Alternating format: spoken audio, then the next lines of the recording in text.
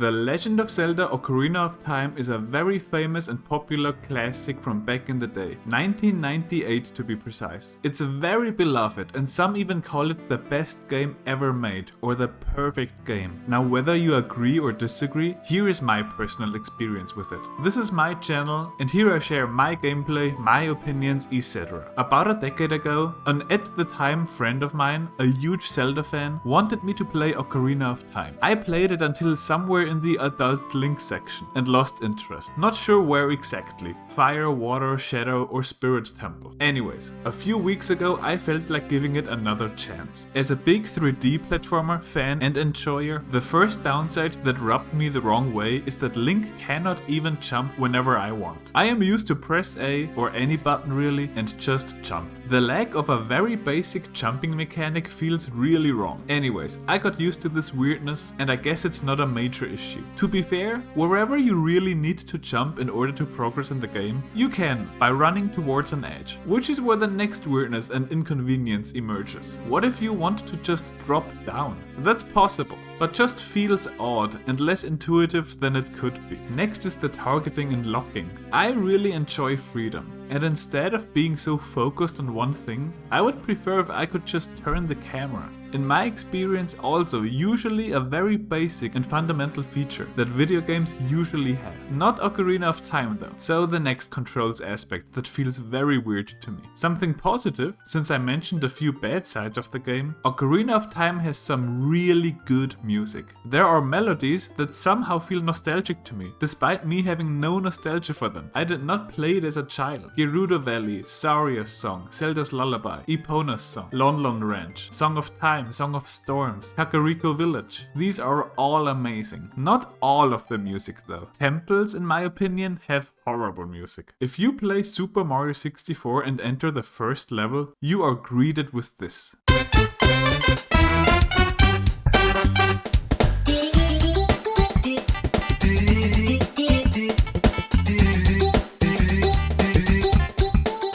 In Ocarina of Time, however, levels oftentimes have music like this.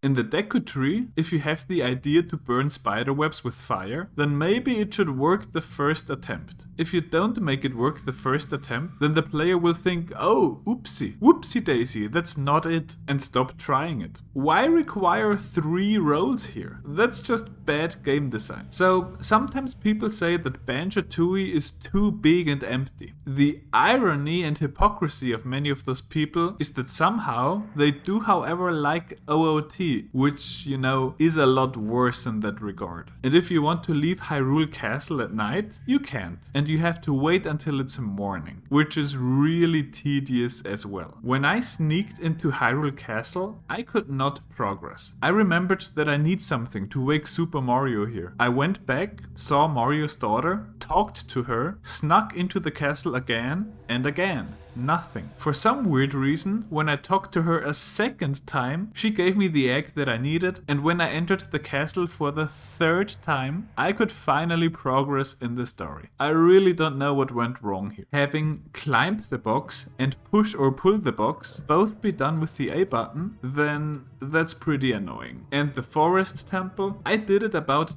10 years ago. But a few weeks ago, when I realized that shooting this eye here with an arrow lets me progress in the dungeon, soon afterwards I was stuck for hours. And do you know why? Because it's a button with an eye on it that I just shot with an arrow. And I did not know that I can and needed to undo that with another arrow. If I shoot an arrow into someone's eye and the eye is closed after that, why would they open their eye back up when I shoot another arrow? And sure, this is not a real eye, it's a button. But what about this eye button here that gave me a treasure chest with arrows? It won't give me infinitely more treasure chests with infinitely more arrows arrows if I shoot it more, right? It's a one-time thing. I get only one singular treasure chest. And it's an eye, presumably damaged after I shot an arrow into it and caused irreversible damage. If I shoot an arrow into a person's eye, I cannot undo that damage with a second arrow into the same eye. So having to shoot this gray eye button again to undo this room's rotation is just counterintuitive. Ridiculous and really very bad game design. Anyways, this is where I stopped my playthrough this time. I know that Ocarina of Time is a worshipped video game, and this may be an unpopular video. But hey, I don't really care. I share my opinions on my channel, and this is just how I feel. I didn't even get to the infamous water temple. Maybe we can agree on that one. This is it for today's Sunday's video. Bye!